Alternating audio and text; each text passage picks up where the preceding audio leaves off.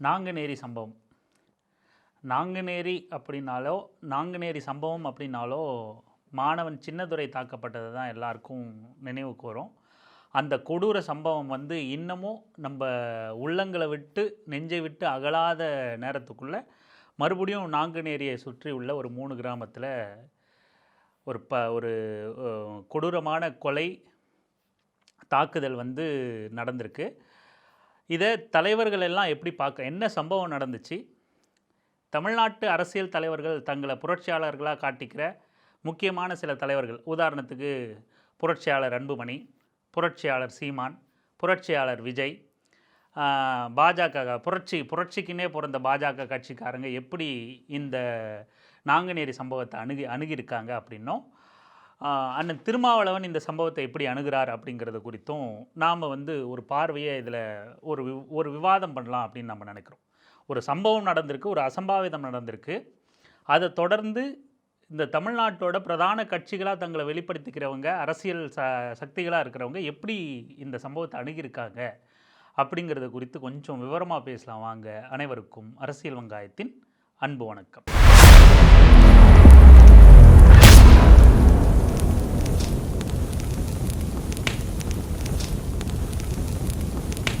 முதல்ல சம்பவம் என்ன அப்படிங்கிறத கொஞ்சம் சுருக்கமாக நான் உங்ககிட்ட சொல்லிடுறேன். திருநெல்வேலி மாவட்டம் நாங்குநேரியில் அதை சுற்றி உள்ள கிராமமான பெரும்பத்து கிராமம், புளியங்குளம் கிராமம், கடம்போடு வாழ்வு அப்படிங்கிற கிராமம், இந்த 3 கிராமத்துலேயும் 1 மணி நேரத்தில் 9 பேர் கொண்ட கும்பல் 3 பைக்கில் முகமூடி போட்டுக்கிட்டு வந்து பெட்ரோல் குண்டு வீசுறதையும், அந்த குண்டு வீசி அலறடிச்சுட்டு ஓடுற மக்களை கண்ணில் தென்பட்டவர்களை எல்லாம் காட்டுமிராண்டித்தனமாக மூர்க்கத்தனமாக வெட்டுற சம்பவமும் ஒரு கோர சம்பவமும் நிகழ்ந்திருக்கு. அப்படி அந்த சம்பவத்தில் வந்து 2 பேர் சம்பவ இடத்துலையே மரணிச்சிடுறாங்க, செத்து போயிடுறாங்க, படுகொலை ஆகுறாங்க. ஒரு 7 பேர்கிட்ட படுகாயம் அடைந்து தீவிர சிகிச்சையில் இருக்காங்க. அதில் ஒரு 2 பேர் ரொம்ப கவலைக்கிடமாக இருக்கிறதாகவும் செய்திகள் வந்திருக்கு. மரணமடைஞ்ச 2 பேர் வந்து, ஒன்று ஜான் அப்படிங்கிற ஒரு நபர், அவர் தலித் சமூகத்தை சார்ந்தவர். இன்னொன்று வடமாநிலத்திலிருந்து பிழைக்க வந்த ஒரு நபர் வந்து திரிநாத் கட்டா அப்படிங்கிற ஒரு நபர், வயது 50. ஜானுக்கு வயது 45, வடமாநில தொழிலாளிக்கு வந்து திரிநாத் கட்டாவுக்கு வந்து வயது 50. 2 பேரும் படுகொலை ஆனவர்கள். மீதி 7 பேர் வந்து கவலைக்கிடமாக இருக்காங்க, படுகாயம் அடைஞ்சிருக்காங்க. நெல்சன் அப்படிங்கிற நபர் வந்து, நெல்சன் உள்ளிட்ட இன்னொருத்தர் வந்து கவலைக்கிடமாக ரொம்ப தீவிர சிகிச்சையில் இருக்காங்க.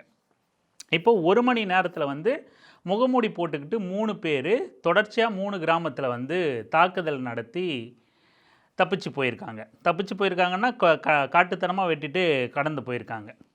இதுதான் நடந்த சம்பவம். இந்த சம்பவம் முடிஞ்சு அந்த கிராமத்து மக்கள் போராட்டங்களில், சாலை மறியலில் ஈடுபடுறாங்க. இந்த சம்பவம் வந்து நேற்று நடந்தது வந்து 4வது டேன், 5வது டேன்.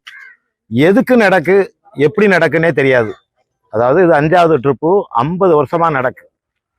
அதாவது ஏதாவது போய் ஒரு சண்டையை போட்டாங்க, அதுக்கு பதிலாக இந்த சண்டை நடக்குன்னா பரவாயில்ல.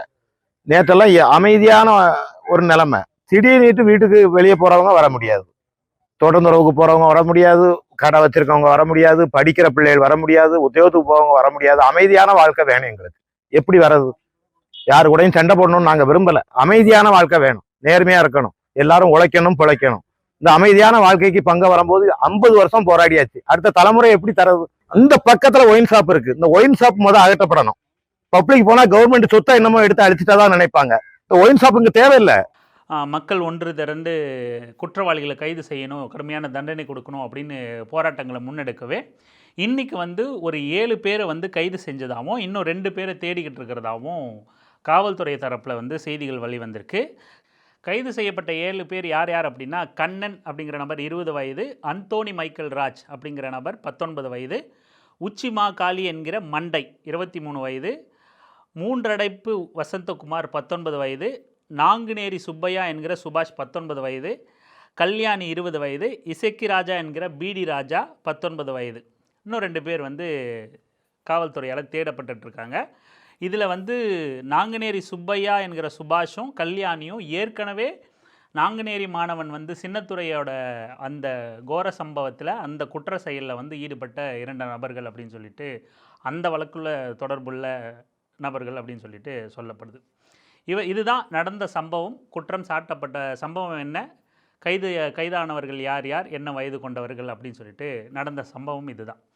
இப்போ தலைவர்கள் என்னென்ன கருத்து சொல்லியிருக்காங்க, யார் யார் இந்த தமிழ்நாட்டோட அதிமுக்கியமான தலைவர் யார், புரட்சியாளர் யார், அன்புமணி ராமதாஸ் என்ன சொல்லியிருக்காரு அப்படின்னா, இது கஞ்சா போதையால் நிகழ்ந்தது, போதை பழக்கத்தால் இந்த நாடு குட்டி சவரா போச்சு, திமுக போதை பழக்கத்தை வளர்த்து விட்டுருச்சு. அவரோட அறிக்கை, அவர் போராட்டம் நடத்தலை, பாதிக்கப்பட்டவங்களுக்கு ஃபோன் கால் பண்ணி பேசலை, ஏதாவது உதவி பண்ணலை, ஆறுதல் சொல்லலை, எதுவுமே பண்ணலை. உதவி ஒன்றும் பண்ண தேவையில்ல.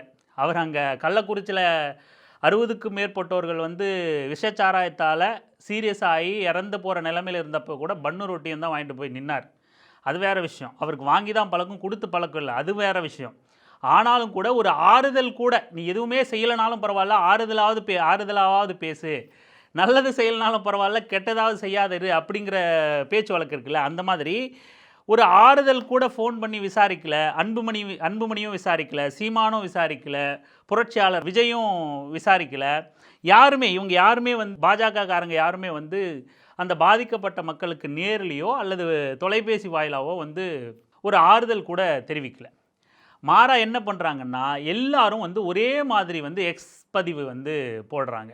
இதுவும் கூட கொஞ்சம் சந்தேகத்துக்குரிய ஒரு செயலாக தான் இருக்குது. ஏன்னா வழக்கமாக இந்த மாதிரி சம்பவம் ஏதாவது சாதி தாக்குதல் ரிலேட்டடாக இந்த மாதிரி ஏதாவது நடக்குது அப்படின்னா எல்லாருமே கள்ள மௌனம் காக்கக்கூடிய நபர்கள். அன்புமணியாக இருக்கட்டும், சீமானாக இருக்கட்டும், விஜயா இருக்கட்டும், எல்லாருமே கள்ள மௌனிகள் தான். பாஜக சொல்லவே தேவையில்லை, அவங்க சாதிய மோதல்களில், படுகொலைகளில், ஆணவ படுகொலைகளில் அவங்க எப்போவுமே கருத்து தெரிவிக்கிறது கிடையாது. மாறா திமுகவை குற்றம் சொல்ல சட்ட ஒழுங்கத்தை மட்டும்தான் தூக்கிட்டு வருவாங்க.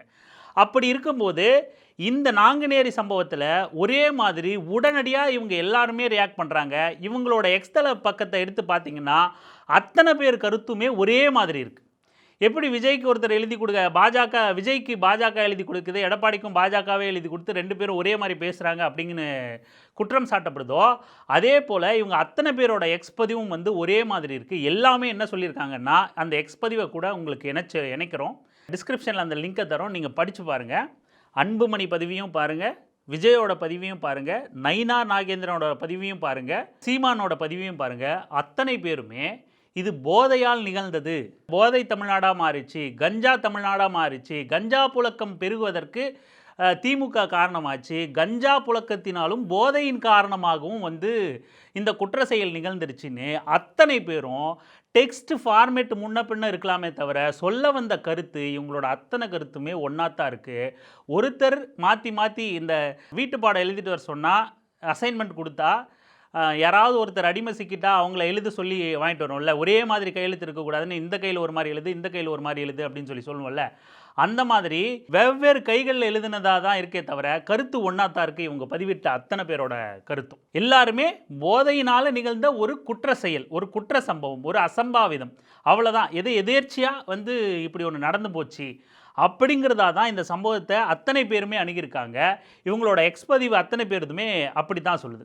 இன்னும் குறிப்பிட்டு சொல்லணும் அப்படின்னா, இவங்க அத்தனை பேரோட எக்ஸ்பதிவிலையுமே யாருமே குற்றவாளிகளை விரைந்து கைது செய்து நடவடிக்கை எடுக்கணும் அப்படின்னு பெயரளவில் கூட, இவங்களோட அறிக்கையில் கூட, எக்ஸ்பதிவில் கூட குறிப்பிடல. சீமானை தவிர்த்து, சீமான் பொத்தாம் பொதுவில் எப்போவுமே தட்டினா ஒரு பக்கம் தட்டுவாப்பில், அந்த மாதிரி சீமான் மட்டும்தான் அந்த பதிவில் ஏதோ ஒரு வகையில் நம்ம எடுத்துக்கிட்டாலும் கூட சீமான் மட்டும்தான் அந்த பதிவில் குற்றவாளிகளை காவல்துறை விரைந்து கைது செய்து நடவடிக்கை எடுக்கணும் அப்படிங்கிற வார்த்தையை சீமான் மட்டும்தான் குறிப்பிட்டிருக்காரு. விஜயோ, அன்புமணியோ, பாஜகவினரோ, பாஜகவின் தலைவரான நயினார் நாகேந்திரனோ எந்த இடத்துலையுமே குற்றவாளிகள் விரைந்து கைது செய்யப்படணும் அப்படிங்கிற அந்த வார்த்தையை கூட, சம்பிரதாயத்துக்கு கூட இவங்க யாருமே இணைக்கல அப்படிங்கிறத நம்ம கவனிக்கணும். மொத்த பேருமே போதை, திமுக சீரழித்து விட்டது, அதனால் இந்த சம்பவம் நிகழ்ந்தது அப்படின்னு. இங்கே திமுகவை குற்றம் சாட்டக்கூடாதா அப்படின்னா அந்த வாதத்துக்கே நம்ம வரல. நீங்கள் ஒரு எதிர்க்கட்சி, சட்ட ஒழுங்கு பிரச்சனை, திமுக நடவடிக்கை எடுக்கணும், நீங்கள் கேள்வி கேளுங்க, அதை நாம் மறுக்கவே இல்லை. ஆனால் இந்த பிரச்சனையை எப்படி திசை திருப்புறீங்கன்னா, போதையால் நிகழ்ந்த அசம்பாவிதம், இதைத்தான் நம்ம கவனிக்கணும். இது போதையால் நிகழ்ந்த அசம்பாவிதமா? சரி, இந்த பிரச்சனையை அண்ணன் திருமா எப்படி கையாண்டிருக்காரு, அதுக்கு அவரோட கருத்து என்னவா இருக்குது அப்படின்னா, தென் மாவட்டங்களில் சங் பரிவார் கும்பல் சாதிய மோதல்களை தேர்தலை ஒட்டி திட்டமிட்டிருக்காங்க, அதற்கான முன்னோட்டமாக தான் இதை கருத முடியுமோ அப்படின்னு சொல்லி ஒரு கேள்வியை எழுப்பியிருக்கார். அவரோட பார்வை எந்த மாதிரி இருக்குது, இது வந்து ஒரு தாக்குதல் நிகழ்ந்திருக்கு, 9 பேர் 3 வண்டியில் முகமூடி போட்டுக்கிட்டு பெட்ரோல் குண்டையெல்லாம் எடுத்துகிட்டு வந்து தாக்குதல் செஞ்சு கண்ணில் பட்டவங்கெல்லாம் வெட்டியிருக்கான். இப்படி ஒரு சம்பவம் நடந்திருக்கு. அந்த சம்பவத்தோட பின்புலமாக நம்ம என்ன யோசிக்க முடியும்னா, ஏதோ ஒரு கலவரத்துக்கு திட்டமிடப்பட்டிருக்கு. அது சாதிய மோதலா இல்லை முன்பகையா அப்படிங்கிறதெல்லாம் விசாரணைக்கு பின் கூட வரலான்னு வச்சுங்களேன். ஆனால் ஏதோ ஒன்று திட்டமிடப்பட்டிருக்கு அப்படின்னு தான் நம்ம சொல்லணும். நாம் சாதாரணமாக போதையில் ஒரு சம்பவம் நடக்குதுன்னு வச்சுங்களேன். நம்ம புரட்சியாளர் அன்புமணி கருத்தின்படி எடுத்துக்கிட்டிங்கன்னா, புரட்சியாளர் விஜயோட கருத்துப்படி எடுத்துக்கிட்டிங்கன்னா, போதையால் ஒரு சம்பவம் நடக்குது அப்படின்னா, ஒருத்தன் கட்டுக்கடங்காமல் கஞ்சா போதையில் ஆயிட்டான், இல்லை டாஸ்மாகில் போய் சரக்கு அடிச்சிட்டான், கட்டுக்கடங்காமல் போயிடுச்சு, போதை தலைக்கேறிடுச்சு, அப்போ அவன் கையில் ஏதோ யதார்த்தமாக ஏதோ ஒரு ஆயுதம் கிடச்சிருது அப்படின்னா, போகும்போது வரும்போது ஏதோ நான் ஆண்ட பரம்பரை மன்னர் பரம்பரைன்னு பேசியிருப்பான். ஏதோ ஒரு ஊர் வழியாக அவன் வரான், அந்த ஊரில் இந்த சமூகத்து மக்கள் வசிக்கிறாங்கன்னு அவனுக்கு தெரியுது. அங்கே போய் நீங்கள்லாம் எனக்கு கீழ் சாதி மேல் சாதின்னு பேசிட்டு ஆண்ட பரம்பரை பெருமை பேசிட்டு வாயை கொடுத்து வம்பு விட்டுட்டு இவன் 2 பேரை அடித்து இல்லை கையில் பொருள் வச்சுருந்தா ஆயுதம் வச்சுருந்தா அதால் தாக்கிட்டு இவன் அவங்கள தாக்கிட்டு அவங்களும் இவனை தாக்கு, இப்படியான ஒரு சம்பவம் தான் போதையால் ஒரு சம்பவம் நிகழும்போது நடக்க முடியும். இப்படி நடந்த சம்பவத்தை மட்டும்தான் இது போதையால் நடந்த அசம்பாவிதம், போதையால் சமூகம் சீர்கெட்டு போயிடுச்சு, போதையால் சட்ட ஒழுங்கு சீர்கெட்டு போயிடுச்சு, ஆக திமுக அரசை குற்றம் சாட்டுறோம் அப்படின்னு சொல்லலாம். திமுக அரசை இதுக்கும் குற்றம் சாட்டலாம், தப்பு இல்லை. ஆனால் இவங்க சொன்னதின்படி நாம் கருத்தை எடுத்துக்கிட்டோம்னா இப்படியான ஒரு சம்பவம் நடந்தால் தான் இது போதையால் நடந்த சம்பவம். மாறா முகமூடி அணிஞ்சிக்கிட்டு பெட்ரோல் குண்டை தயார் பண்ணிக்கிட்டு 3 வண்டியில் 9 பேர் வந்து திட்டமிட்ட தாக்குதல் நடத்தியிருக்கான். இல்லைனா முகமூடி ஏன் அணிஞ்சிட்டு வரணும்?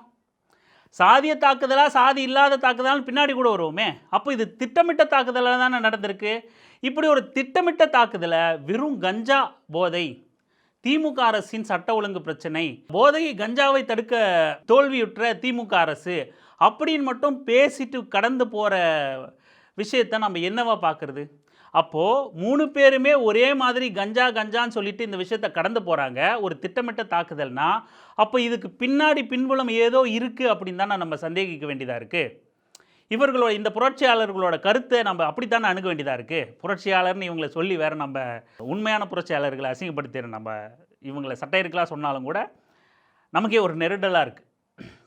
அப்படி இந்த மாதிரியான நபர்கள் வந்து அப்போ இவங்களுக்குள்ளே ஏதோ உள்நோக்கம் இருக்குது. ஒன்று, இந்த சம்பவம் இப்படி திட்டமிட்டு நடக்க போகுதுன்னு ஏற்கனவே இவங்களுக்கு தெரிஞ்சிருக்கணும். எப்படி விஜய்க்கு வந்து பிஆர் டீம் ஸ்கிரிப்ட் கொடுக்குறாங்களோ அதுபோல் என்டிஏ கூட்டணி உள்ள இந்த மாதிரியான முக்கிய முகங்களுக்கு ஏற்கனவே எக்ஸில் போட வேண்டிய ஸ்கிரிப்டை கருவை கொடுத்துட்டாங்களா, அதுக்கப்புறம் இவங்க டைப் பண்ணி போட்டுட்டாங்களா அப்படிங்கிற. என்டிஏ கூட்டணின்னா அப்போ விஜய் இல்லையப்பான்னா அதுவும் ஒரு என்டிஏ கூட்டணி தான், அதுவும் ஒரு பாஜகவோட அல்லக்கை தான். அப்போது இப்படியாக தான் நம்ம சந்தேகிக்க வேண்டியது இருக்குது. வெறும் போதையாக இவங்க இந்த பிரச்சனையை பார்க்கும்போது நாம் இவர்கள் மேலே சந்தேகிக்க வேண்டியதாக இருக்கா இல்லையா? நீங்கள் மாறா இது திட்டமிட்ட தாக்குதல், ஏதோ ஒரு அசம்பாவிதம் நடக்க போகுதுனாவது இவங்க சொல்லியிருக்கணும். அன்புமணிக்கு சாதி பிடிக்கும், சாதி ஒரு அழகான சொல்லுன்னு எடுத்துக்கக்கூடிய நபர். அப்போ இதை சாதிய தாக்குதல்னு அவருக்கு சொல்ல வந்து மனசு பிராண்டும், அவரால் ஏற்றுக்க முடியாது. ஆக அது சாதிய தாக்குதல் அப்படின்னு அவருக்கு சொல்லலைன்னாலும் கூட ஏதோ திட்டத்தோட ஒரு சட்டவிரோத செயல் நடக்கிறதுக்கான திட்டமிடப்பட்டிருக்குன்னு அவர் பேசியிருக்கலாம். ஆனால் பேசலை. அப்போ அன்புமணி யார்? விஜய் வந்து மிகப்பெரிய கிளர்ச்சியை பண்ணக்கூடிய புரட்சியை பண்ணக்கூடிய நபராக வந்து தன்னை அரசியல் உலகத்தில் அடையாளப்படுத்திக்கிட்டு இருக்கார். தான் வந்தால் எல்லாத்தையுமே தலைகீழாக மாற்றுவேன் அப்படின்னு சொல்கிறாரு. ஆனால் அவரோட எக்ஸ்பதிவிலையும் கூட போதையை காரணம் காட்டியிருக்காரு. திமுக வந்து உலகத்தோட போட்டி போடுறேன்னு சொல்லுது, ஆனால் இங்கே சட்ட ஒழுங்கு சரியில்லை அப்படின்னு சொல்லியிருக்காரு. விஜயோட பக்கத்துலேயும் கூட குற்றவாளிகளை கைது செஞ்சு தண்டிக்கணும் அப்படிங்கிற ஒரு வார்த்தை கூட இல்லை. அப்போ விஜயோட நோக்கம் என்ன? யார் உங்களுக்கெல்லாம் எழுதி கொடுத்தா? நீங்கள் இந்த ஒரு அரசியல் தளத்தில் இருந்துக்கிட்டு இப்படியான ஒரு சம்பவத்தை உங்களோட நீங்கள் பார்க்குற விதம் இப்படி இருக்கும்போது நீங்கள்லாம் அரசியலுக்கு தகுதியான நபர்களா, நீங்கள் மக்களுக்காக அரசியல் பண்ண வந்திருக்கீங்களா அப்படிங்கிற கேள்வியே எழுதில்லை. அதே போல் தான் சீமானம், நயினார் நாகேந்திரன்லாம் 2 பத்தியில் முடிச்சிட்டாப்ல, 2 பேராகிராஃப். அட்லீஸ்ட் ஒரு ஃபார்மாலிட்டிக்காவது அன்புமணியோ விஜயோ சீமானோ வந்து ஒரு பக்கத்துக்கு அடிச்சிருந்தாங்க. நயினாருக்கெல்லாம் அதுக்கெல்லாம் நேரம் வீண் பண்ண முடியாது. என்ன 2 உயிர் தானே போயிருக்கு. நயினார் நாகேந்திரன்லாம் ஒரு பக்கத்துக்கு அறிக்கை போடணும், எக்ஸ்பேஜில் போடணும் அப்படின்னா ஒரு 40-50 உயிர் போகணும் போல், கரூர் சம்பவம் மாதிரி நடக்கணும் போல். 2 பக்கம் இப்படி ஒரு இந்த இடத்துல இப்படி ஒரு சம்பவம் நடந்திருக்கு, இது கஞ்சா காரணம், திமுகவை வீட்டுக்கு அனுப்புவோம். விஜயும் அதுதான், திமுகவை வீட்டுக்கு அனுப்புவோம். அன்புமணியும் அதுதான், விஜய் வந்து ஆட்சி முடிகிற நேரத்தில் நடவடிக்கை எடுக்க மாட்டாங்க, திமுகவை வீட்டுக்கு அனுப்புவோம். அன்புமணியும் திமுகவை வீட்டுக்கு அனுப்புவோம். சீமானும் திமுகவை வீட்டுக்கு அனுப்புவோம். சம்பவம் நடந்திருக்கு, பாதிக்கப்பட்டிருக்கான், குடும்ப கதறி எழுந்துக்கிட்டு இருக்கு, கிராமமே வந்து வீதியில் இறங்கி போராடிக்கிட்டு இருக்கு. எங்களுக்கு கடந்த 4 வருஷத்துக்கு முன்னாடி இப்படி ஒரு சம்பவம் நடந்திருக்குன்னு சொல்கிறாங்க. 50 ஆண்டுகளாக இப்படியான கொடுமையில் ஈடுபட்டுக்கிட்டு இருக்கோங்கிறாங்க. செய்திகள் வந்து இது வந்து யார் பெரிய ஜாதி அப்படின்னு காமிச்சிக்கிறதுல வந்த பிரச்சனை அப்படிங்கிறாங்க. ஒரு ரவுடியோட பேரை குறிப்பிட்டு அங்கே வெட்டப்பட்டிருக்காங்கங்கிறாங்க. நவீனுங்கிற ரவுடி பேர், நவீன் வாழ்கன்னு அந்த ரவுடி பேரை குறிப்பிட்டு தான் அந்த தாக்குதல் நடந்துச்சுன்னு சொல்கிறாங்க. இதை எதையுமே குறிப்பிடாமல், எதை பற்றியுமே பேசாமல், அப்படி என்ன அரசியல் நீங்கள் பண்ணி கிழிக்க போகிறீங்க? பாதிக்கப்பட்டவனுக்காகவும் குரல் கொடுக்கல, பாதிப்பை ஏற்படுத்தணும்னு தண்டிக்கணும்னு சொல்லலை, அந்த பிரச்சனையை, உண்மையான பிரச்சனையையும் அட்ரஸ் பண்ணலை. அப்புறம் நீங்கள் எதுக்கு நீங்கள் அரசியல் பண்ணி அறிக்கை கொடுக்கணும்? என்னத்துக்கு நீங்கள் அரசியல்வாதியாக சுற்றணும்? யாருக்காக நீங்கள் அரசியல் பண்ண வந்திருக்கீங்க? அரசியல் மக்களுக்கானது இல்லை, பாதிக்கப்பட்ட மக்கள் பக்கம் நிற்கிறது தானே அரசியல். எதுக்காக நீங்கள் அரசியல் பண்ணுறீங்க? சரி, அப்போது நம்ம வந்து கஞ்சாவையோ போதையையோ பிரச்சனையாகவே பார்க்கலையா அப்படின்னா பிரச்சனையாக தான் பார்க்குறோம். எப்படி பிரச்சனையாக பார்க்குறோம் அப்படின்னா, அங்கே இருக்கிற மக்கள் கூட அதை ரொம்ப வருத்தத்தோடு பதிவு பண்ணாங்க. இங்கே பக்கத்திலே டாஸ்மாக் கடை இருக்குது, இங்கெல்லாம் குடிச்சிட்டு கலாட்டா பண்ணுறாங்க, 50 வருடமாக இந்த மாதிரியான துன்பங்களை நாங்கள் அனுபவிச்சுக்கிட்டு இருக்கோம், எங்களுக்கு நிம்மதியான வாழ்க்கை வேணும் அப்படின்னு அந்த ஊர் மக்கள் வந்து பேசுகிறாங்க. அப்போது கஞ்சாவையோ போதைப் பொருளையோ டாஸ்மாகையோ பிரச்சனையாக நம்ம பார்க்கலையான்னா பிரச்சனையாக தான் பார்க்குறோம். எந்த பார்வையில் பிரச்சனையாக பார்க்குறோம் அப்படின்னா, விடுதலை சிறுத்தைகள் கட்சி முன்னெடுத்துச்சு இல்லையா மது மற்றும் போதை ஒழிப்பு மாநாடு, மகளிர் மாநாடு, அப்போ பேசினார்ல, அதை தொடர்ந்து கூட்டங்கள் போடும்போதும் அந்த மாநாட்டிலையும் வந்து பேசியிருப்பார். மாநாட்டு மேடையிலையா இல்லை அதுக்கு முன்னாடி எதுக்காக அந்த மாநாடுன்னு விளக்க கூட்டங்கள்லாம் நடத்தும் போது பேசினதான்னு நினைவில்லை, ஆனால் திரும்ப பேசியிருக்கார். நீங்கள் தமிழ்நாட்டை பொறுத்த வரைக்கும் டாஸ்மாக் கடைகளை கவனிச்சிங்கன்னா எல்லாமே தலித் மக்கள் குடியிருக்கிற இடத்துலையோ அல்லது மிகவும் பிற்படுத்தப்பட்ட மக்கள் குடியிருக்கிற இடத்துலையோ தான் எல்லா டாஸ்மார்க்கும் இருக்குது. இது ஏன் அப்படின்றத நாங்கள் கேள்வி எழுப்புகிறோம். இது திட்டமிட்டு நடக்குதா? பெரும்பான்மை சமூகங்களை போதைக்குள்ளே வீழ்த்தி அவர்களை படிக்க விடாமல், சிந்திக்க விடாமல் செய்கிற சதி செயலா, அதிகார வர்க்கத்தோட சதி செயலா அப்படிங்கிற கேள்வியை அவர் எழுப்பியிருப்பார். நீங்கள் போதைப் பொருளை டாஸ்மார்க்கை கேள்வி எழுப்பணும் அப்படின்னா இந்த பார்வையிலிருந்து வேணால் கேள்வி எழுப்பலாம். ஒரு குற்ற சம்பவத்தை, அதுவும் வெறுமனே இப்படிப்பட்ட ஒரு கும்பல் தாக்குதலை, கும்பல் வன்முறையை, பெட்ரோல் குண்டு வீசினதை எடுத்துகிட்டு போய் வெறுமனே போதையால் இளைஞர்கள் மூளை மழுகி போய் செஞ்சிட்டாங்கன்னு சுருக்கக்கூடாது. போதை பிரச்சனையா கஞ்சா பிரச்சனையானா பிரச்சனை, அது எந்த பார்வையில் அணுகணும் அப்படின்னா இந்த சமூகத்துக்கே அது மிக பெரும் பிரச்சனை. அந்த சம்பவத்துக்குரிய முகாந்திரத்தோட அந்த சம்பவத்தை அணுகணும். போதை பிரச்சனையை சமூகத்துக்கான பிரச்சனையாக அட்ரஸ் பண்ணி அதுக்கான போராட்டங்களை முன்னெடுக்கணும், விழிப்புணர்வுகளை முன்னெடுக்கணும். நீங்கள் மாறா மது மற்றும் போதை ஒழிப்பு மாநாடு விசிகா முன்னெடுக்கும் போது உங்களோட நிலைப்பாடு என்ன? யார் சீனியர் யார் ஜூனியர்னு இல்லை விவாதம் நடத்திக்கிட்டு இருந்தார் அன்புமணி. ஐநா சபையில் அவார்டு வாங்குகிற அன்புமணி என்ன பண்ணார்? நாங்கள் தான் சீனியரு, அவங்க ஜூனியரு, நாங்கள் பிஹெச்டி, அவங்க எல்கேஜி, இப்படின்லாம் தான் அவர் வந்து பத்திரிகையாளர்கள்கிட்ட எதுகை மோனையில் பேசிக்கிட்டு இருந்தார். அப்போ உங்களோட முன்னெடுப்பு உண்மையிலேயே மக்களுக்கான அக்கறையிலிருந்து எழுது அப்படின்னா அவர் எழுப்பின கேள்வி அப்படிங்கிறது மிக முக்கியமான கேள்வி. அப்போ இங்கே டாஸ்மார்க் இருக்குது, இல்லை மது ஒழிக்கணும், அதில் வந்து மாற்று கருத்தே இல்லை. மாறா ஏன் மிகவும் பிற்படுத்தப்பட்ட சமூகம் வாழ்கிற இடங்கள்லையும் தலித் மக்கள் வாழ்கிற இடங்கள்லையும் மட்டும் இந்த டாஸ்மாக் கடைகள் இருக்குது அப்படிங்கிற கேள்வியை ஒட்டு மொத்தமாக இந்த சமூகத்துக்கிட்ட கொண்டு போய் சேர்த்துருக்கணுமா இல்லையா? மாறா விசிகா முன்னெடுத்த அந்த மது ஒழிப்பு மாநாட்டை மேலும் மேலும் அவர்கள் மீது தாக்குதல் தான் தொடுக்கப்பட்டுச்சே தவிர, விமர்சனங்கள் தான் முன்வைக்கப்பட்டுச்சே தவிர, அவர்களோட நோக்கம் வந்து மக்கள்கிட்ட சென்று சேராமல் இவர்கள்லாம் பிஹெச்டி படித்தவங்கள்லாம் பார்த்துக்கிட்டாங்க. எது? மது ஒழிப்பில் பிஹெச்டி படித்தவங்க. அப்போ உங்களோட நிலைப்பாடு கள்ளக்குறிச்சியில் 60 பேர் செத்தாலும் ஒரு சின்ன அசைவு கிடையாது, இங்கே இந்த மாதிரி சம்பவங்கள் நடந்தாலும் ஒரு சின்ன அசைவு கிடையாது, உண்மையாக மக்களுக்காக நிற்கணுங்கிற எந்த அக்கறையும் கிடையாது. மாறா அரசியல் மட்டும்தான் பண்ணணும், சுயநல அரசியல், காசுக்கான அரசியல் மட்டும்தான் பண்ணணும். இந்த யாருமே பாதிக்கப்பட்ட மக்கள்கிட்ட எதுவுமே ஒரு சின்ன ஃபோன் கால் கிடையாது. இவங்க நேரில் போய் ஃபோனே பேசலை அப்படின்னா நேரில் போய் பார்க்க போகிறதும் கிடையாது. திரும்ப சொன்ன மாதிரி நீ எந்த கட்சியில் இருந்தாலும் நீ உன் வீடு கொளுத்தப்படும் போது, வீடு பூந்து வெட்டும்போது திருமாவளவன் தான் வந்து நிற்கணும், சிறுத்தைகள் தான் வந்து நிற்கணும் அப்படின்னு சொல்கிற மாதிரி இந்த சம்பவம், எந்த சம்பவமும் சரி, கடைசியாக நடந்த இந்த சம்பவத்துக்கும் அண்ணன் திருமா தான் ஆறுதல் சொல்கிறாரு. அவர் தான் போய் நிற்கவும் போகிறார். கண்டிப்பாக அவர் அங்கே போய் ஆறுதல் கூறாமலாம் இருக்க போகிறதில்ல. அந்த மக்களும், பாதிக்கப்பட்ட மக்களும் கால் பண்ணி நீங்கள் தான் வரணும், நீங்கள் தான் எங்களுக்கு ஒரு வழி சொல்லணும், நீங்கன்னா இவன் உசிரியே விட்டுருவான். யார்? அந்த மரணம் அடைஞ்ச அந்த ஜான் அப்படிங்கிறவர். வாங்க ஐயா, நல்லா இருப்பீங்க. அவன் ஒரு கட்சிக்காரன், உங்கன்னா அவன் உயிரை விட்டுருவான், உங்கன்னா உயிரே விட்டுருவான் ஐயா. நீங்க எப்படியாவது நீங்க வரணும் ஐயா. அவனும் ஒரு மாற்றுத்திறனாளி, அவனும் ஒரு நொண்டி. நீங்க எப்படியாவது நீங்க வரணும் ஐயா. அவன் பேர் ஜான்மார்க்.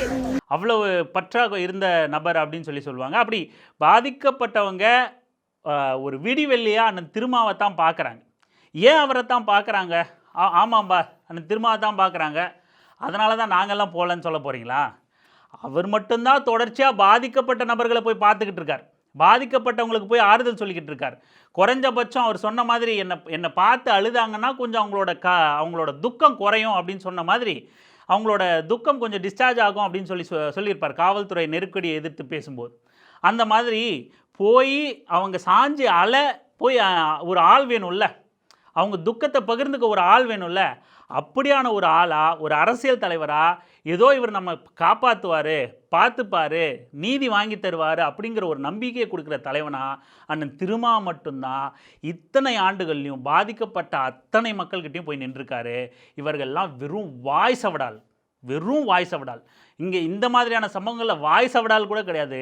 4 எழுத்து சவடாலை போட்டு எக்ஸ்தலத்தில் 4 எழுத்தை எழுதி விட்டுட்டு நாங்கள் அறிக்கை விட்டு அறுத்து தள்ளிட்டோம் அப்படின்னு சொல்லிட்டு வாயை மூடிக்கிட்டு அடுத்து எங்கே போய் கொள்ளையடிக்கலாம், எத்தனை சீட்டு பேரம் பேசலாம், இது மட்டும்தான் சுயநலம். யார் கேஸ் காட்டி மிரட்டினா யார் காலில் போய் விழலாம், இல்லை யார் காலை வாரி விடலாம் அப்படிங்கிறது மட்டும்தான் இவங்களோட அரசியலாக இருக்குது. அது பழைய ஆட்களாக இருந்தாலும் சரி, நேற்று வந்த விஜயாக இருந்தாலும் சரி. ஏன் விஜய் இந்த தஞ்சாவூரில் இன்றைக்கி நிர்வாகிகளை சந்திக்கிற ஒரு கூட்டம் போட்டிருக்காரு. நாங்குநேரி இஷ்யூவில் அவர் எடுத்து அந்த கூட்டம் ஃபுல்லாக பேசியிருக்கணும். எவ்வளோ பெரிய விஷயம். திமுக தானே எதிர்க்கிறீங்க, திமுக தீய சக்தி தானே. நாங்குநேரி ரீசெண்டாக நடந்த நாங்குநேரி சம்பவம் அப்படிங்கிற வார்த்தையை தாண்டி அந்த கூட்டத்தில் எனக்கு தெரிஞ்சு விஜய் பேசினதுலேயே அதிகப்படியாக நேரம் எடுத்து பேசின கூட்டம் இந்த கூட்டம் தான். தஞ்சாவூரில் தான் 1/2 மணி நேரம் கிட்ட அந்த பஸ் மேலே நின்றுட்டு இருந்த ஒரு கூட்டம் இதுதான். 1/2 மணி நேரத்துலையும் நாங்குநேரிங்கிற வார்த்தையை தாண்டி வேறு எதுவுமே விஜய் வந்து பேசவே இல்லை. இவ்வளோ பெரிய சம்பவம் நடந்திருக்கு. அந்த பாதிக்கப்பட்ட மக்களுக்காக 4 குரல் கொடுத்தாவது அந்த மக்கள் ஆறுதல் அடைவாங்கல்ல. எதையுமே செய்யாமல் நீங்கள்லாம் என்ன தலைவர்கள், என்ன புடுங்க அரசியலுக்கு வரீங்க? மக்கள் இந்த மாதிரியான நபர்களை அடையாளம் கண்டுக்கணும். யார் நமக்கானவர்கள், யார் உண்மையிலேயே சாதி இல்லாமல் பாதிக்கப்பட்டால் யார் வந்து நிற்பா. இந்த நாங்குநேரி சம்பவத்தில் மட்டும் தலித் மக்களே கிடையாது பாதிக்கப்பட்டது, நாடார் சமூகத்தை சார்ந்தவங்களும் இருக்காங்க. 3 பேர் காயங்களோட சிகிச்சை பெற்றிருக்கிறதுல நாடார் சமூகம் 3 பேர். வடமாநில தொழிலாளி இறந்தவர் ஒருத்தர், மரணம் அடைஞ்சவர். ஆனால் போய் ஆறுதல் சொல்ல முதலாளாக வந்து நிற்கிறது முதலும் கடைசியுமாவே அண்ணன் திருமா மட்டும்தான். வேற எவனும் போக மாட்டான், வேறு யாரும் போய் நிற்க மாட்டாங்க. மக்கள் யார் நமக்கானவர்கள், வெறுமனே வந்து விளம்பர அரசியல் கிடையாது. உண்மையிலேயே மக்கள் பாதிக்கப்படும் போது, உரிமை சார்ந்த பிரச்சனைகள் வரும்போது நமக்காக வந்து ஆறுதலாக நிற்கக்கூடிய தலைவர் யார் அப்படிங்கிறத புரிஞ்சுக்கிட்டிங்கனாலே போதும். நீங்கள் எல்லாருமே அரசியல் தெளிவு பெற்ற நபர்களாக மாறிடலாம். இளைஞர்களாக இருக்கட்டும், நம்ம தடுப்புகளெல்லாம் உடைச்சிட்டு போய் ஒருத்தரை பார்த்துறதில்ல அரசியல். நம்ம பிரச்சனைக்கு யார் எல்லா தடுப்புகளையும் உடைச்சிட்டு வராங்க, அரசோட அத்தனை தடுப்புகளையும் உடைச்சிட்டு 144 தடை உத்தரவை உடைச்சிட்டு காவல்துறையோட நெருக்கடியை உடைச்சிட்டு தடுப்புகளெல்லாம் உடைச்சிட்டு பாதிக்கப்பட்ட மக்கள் பக்கம் யார் வந்து நிற்க வராங்களோ அவர் தான் நமக்கான தலைவர் அப்படிங்கிறத புரிஞ்சுக்குங்க. இது நாங்குநேரி சம்பவம் திட்டமிட்ட அண்ணன் திருமா சொன்ன மாதிரி திட்டமிட்ட ஒரு தாக்குதலாக இருக்குது. ஒரு மிகப்பெரிய சாதிய கலவரத்துக்கு முன்னோட்டமாக கூட இது அமையலாம். இதை தீவிரமாக விசாரித்து அரசு வந்து உரிய நடவடிக்கை எடுக்கலைன்னா தேர்தலுக்குள்ள சாதியின் பெயரால், மதத்தின் பெயரால் கலவரங்கள் ஏற்பட்டு பல அப்பாவி உயிர்கள் வந்து பலியிடக்கூடும். அரசு எச்சரிக்கையாக இருக்கணும். கொஞ்சமாச்சு சொரணை உள்ள தலைவர்கள் வந்து வெறும் ட்வீட் போடாமல் பாதிக்கப்பட்ட மக்கள் பக்கம் நில்லுங்க.